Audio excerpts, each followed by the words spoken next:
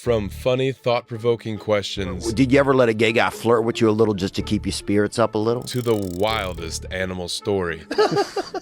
The bear came a-lolloping over the mountain. These are the most hilarious stories told by comedians on the Joe Rogan podcast. Starting off with longtime podcast regular Theo Von, who once asked Joe a question that he certainly had never been asked before. Did you ever let a gay guy flirt with you a little just to keep your spirits up a little? Keep my spirits up a little? Or just like say you're sitting somewhere, you're talking to a guy and it's a gay guy. Did you ever, not act real straight or something because you were, you know what I'm saying though, to try to just have a decent day or whatever? You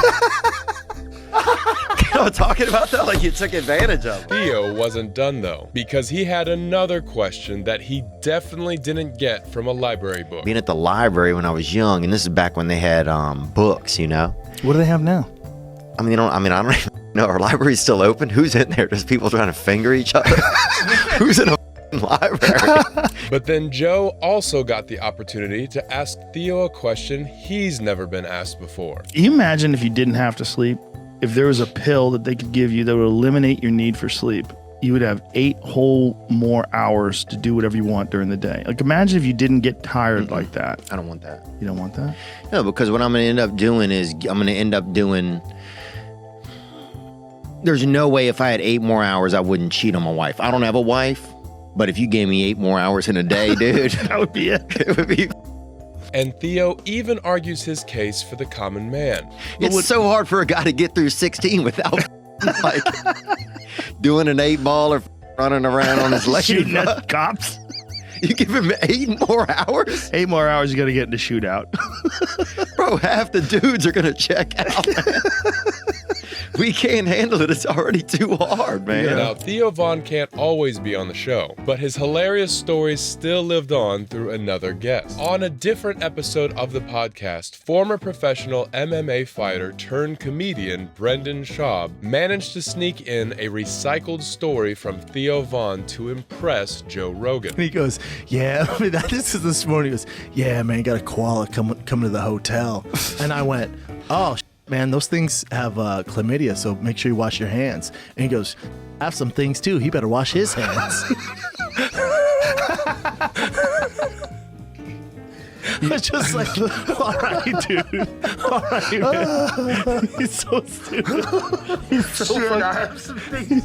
He said he better wash his hands. Oh my God, that's funny. But it's legit a koala's coming over to his All those blows to the head must have had an effect, and even though Joe didn't realize it was a joke by another previous guest, others certainly did. The funniest thing Brendan Schaub has ever said is something that Theo said. On a school trip with his classmates, a young Joey Diaz gave his peers a lot more than they could handle. And on the way home, we got on the bus. And while we were waiting there, my stomach started hurting. And I said, Jesus Christ, I don't know if I'm going to myself a fart, but let me just take a chance. Good move. And I blew this fart, Joe Rogan. That was so bad. Right? We were on a bus and people started running, the school buses? People started running to the windows, right? To swing down the bus windows. Just as the kids tried to make the trip a wee bit bearable, Joey had other plans. But here's what gets better. I farted again. And the teachers were going, oh my God, he's changing flavors. But the worst thing was the cheerleaders were crying. That's how bad it smelled. They were sitting in front of the bus going, Wait a minute. He's changing flavor. One of the teachers yelled out, oh my God, he's changing flavors. That's how bad these farts were. That wasn't the only story Diaz had up his sleeve though, because even his own dad wasn't safe from his antics. My God. So that night, the cops were going to jump on us on the bar, but it was for a drug thing. It wasn't for him. But when I went back, I told him, listen, the cops are up the corner. And me and him, he grabbed me by the hand, and him and I walked from 29th and Bergen Line to 58th and Bergen Line down to Hudson, telling different bar owners that there was going to be a raid. Then he told the most important part of the story. And by the time we got back to the bar, we got raided. And there was a dude in there. His name was Monina, right? Monina is those crazy Cubans that are Abacoa. Monina means good man, like you're my bro. Yeah, they're abacoir. They're the What does ones that mean? they don't eat. They don't eat. And you can't around with animals because of Saint Lazarus and all that. They have a very specific religion. Yeah, they have. They're men. It's a manhood. They were longshoremen in Cuba. Wow. And they maintain order. So Really? if you up, they come over and you up. But he had a wig. I'll never forget this. The guy Monina had a wig, and the cops were there. And they threw him on. And I'm like 12, dog. I'm up against the wall. They're searching me through. They're searching my stepdad. They got my mom, and they went to Monina. And they searched him, and the cop looked at his wig, and he goes, check the wig. And they pulled the wig off, and he had a little aluminum foil with cocaine disgust taped to his head. Oh, my God. Oh, my God, that's hilarious. Turns out Monina wasn't quite a good man, but either way, people were impressed by his premonitions.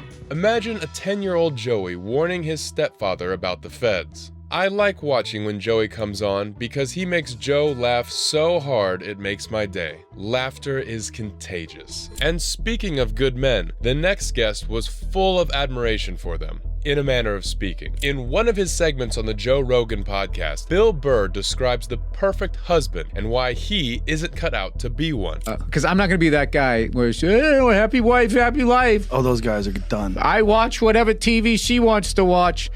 I'm envious of them. Are you? Because they have the smoothest life, never lose their house. They're just like this. They're like you know those big doorman buildings where I got a package for you, Mr. Rogan? Like you become that in the relationship. You should just wear like the bell cap and something like that. You know what I mean? Yes. Those lifer doormen. Yeah. As Joe and Bill reminisce over their previous construction jobs, the comedian also shared a story about his craziest experience on a job site. Dude, I remember there was a guy on the site. I swear to God, he wore the same jeans every day with like no underwear, right? And it had a giant hole right here on his thigh. So I'm working in the house, and I just remember he stepped over something with his left leg, and the whole hole moved, right? Just like flashed his fucking junk. I was just like... Bill even had some health and safety advice for his former coworker. Wanted to be like, buddy, how about you put on some boxers or something so I don't gotta look at your... First of all, he's walking around with like a goddamn nail gun. Not like boxers could stop that, but any extra layer of clothing that you could have. This guy's literally like his... like an owl looking out of a tree. On the subject of multiple personas, the next comedian certainly knows how to navigate a dual personality. During the episode, Miss Pat offers a hilarious take on the two modes of motherhood she employs when dealing with her kids. I tell my crack baby, I say, look, I'm gonna take y'all out in public, but you got an option. Do you want the ghetto mom or do you want the soccer mom? And they don't like the ghetto mom because the ghetto mama would knock out of them in public. And I give them an option, and we get in public, and white people always come to me like, oh my God, your kids are so well disciplined. I said, I told them I was gonna f them up. And for those unsure why her kids are crack babies, people cleared that up. From watching all her clips, I learned that when she says crack babies, those are the kids of the relatives that she took in her care. Miss Pat certainly had her way of telling a story, and she wasn't done yet. I mean, there's so many people that are insulated from the kind of life that you've had. They don't know anybody like you, you know? So Oh, I'm realizing that Chris, my producer, I scared the shit out of him. He's like, why are you yelling at me? I'm like, Chris, I'm not yelling. You'll know when a black woman is yelling. When she go to twisting her neck and taking off her wig and unbuckling her bra, I'm yelling. I'm just talking. My voice, I have a deep voice and it carries. In another instance, Miss Pat had Joe Rogan in a fit of laughter over a crazy conspiracy theory. I'm telling you, it's like that peanut butter that they used to send to the ghetto to choke rolls out. what?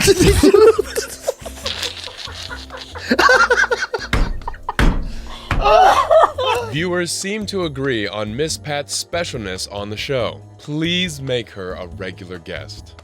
Miss Pat is actually the most funny woman I've seen in my life. And while her wild stories are based on real events, the next guest had Joe Rogan in stitches when he tried to understand the world of the internet. Jamie Foxx has been in the industry for a long time, and everyone loves him. But during the first few years of internet memes, the much-loved star struggled with the concept. You're crazy and you tuck your artistry and like I didn't know what a meme was. I was just catching on the MySpace and shit shifted. So my daughter sends me a picture of Rihanna, right, going to the Met Ball. And by the time I got the picture, whatever happened, the picture was Rihanna and in this yellow dress. And I hit my daughter, I said, I love the dress. It's amazing. I don't understand the pizza that's in it. But maybe that's she's giving a nod to Italy and where maybe she got the dress from. But even Jamie didn't expect his own daughter to point out what it really was, letting him know how far ahead the times have moved. She's like, no, Dad, that's a meme. I said, what? That's a meme. I said, what do you mean? She said, no, there's actually not a pizza in the dress. Somebody crafted or fixed it there. They made it look like it's pizza because it's trailing behind her. And so I'm thinking, well, what the meme? She says, no, that's what they do. But that was only the beginning of Fox's deep dive into memes. How can you be Michael Jordan and kids run up to you and say, you're the crybaby face? No one has quite been able to unsee the crybaby face. Another crime meme for the Knicks.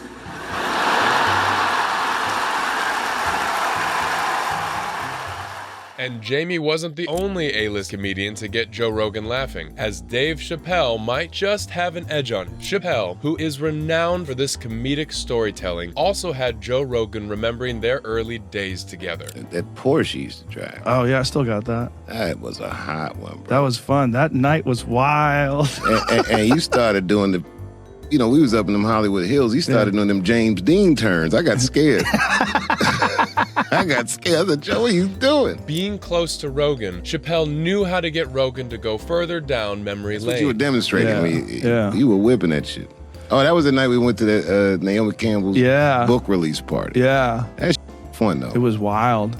It wasn't that weird. It was weird to me. Well, because you weren't expecting it. Yeah. You were just at the comedy club. I ran into you. Yeah. And was like, yo, I need DD. Let's go to this party, Joe. Blah, blah, blah. We were so high, too. I was like, okay, let's go. It was fun, man. It was really fun. But it was like, I thought it was just going to be a regular night at the store. Next thing you know, we're in an elevator that's going up the side of the hill. Oh, that mountain. Yeah, that was crazy. Weird. It's a nice house. Giant naked picture of Naomi Campbell on the side of the building. Remember that? No, of course I do. Of course I do. It was like 40-foot tall nude. It was crazy. And then you get in there and there's all these famous people. This is one of my favorite parts of the night. We're sitting around and you and I are talking. You go, man, I would not want to be famous like these people. And I looked at you and go, dude, you're the most famous person here. That's hilarious. Now, Joe Rogan is no stranger to puffing on some herbs, but this next comedian was way wilder. In this episode of the Joe Rogan Experience, Steve O's story about his trouble with the law and the management of his apartment building that got him in jail. They take me to jail with no shirt, no shoes, and I get they go through your property, when they process you into jail. And so they pull out a bag of cocaine and they re-arrest me at the jail. Joe was almost convinced that Steve O was innocent, but with perfect comedic timing, he was proven insanely wrong. Oh my God. So I'm in so I'm in there for like 3 days or something, and it's on the news, and the apartment building's over me, even though I rented 4 apartments in the building. Why did you rent 4? Because one was a skate park.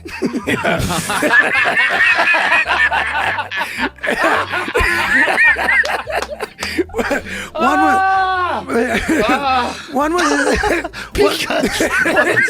It takes a special kind of person to make Rogan, of all people, feel tame. At least people in apartments wouldn't have to worry about bears. Unlike Harlan Williams, who was attacked by the beast and lived to tell the tale. The tale starts off serious, and you could sense Joe's curiosity gradually build.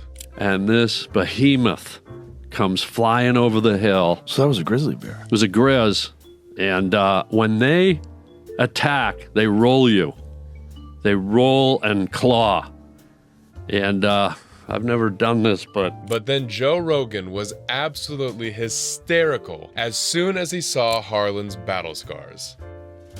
You're such a dork. Hey, fucking. What do you mean? Well, You just had a real tattoo. Let me see that again. Let me see that again. dude, this is not easy for me to talk about. Let me see. The bear came a lolloping over the mountain.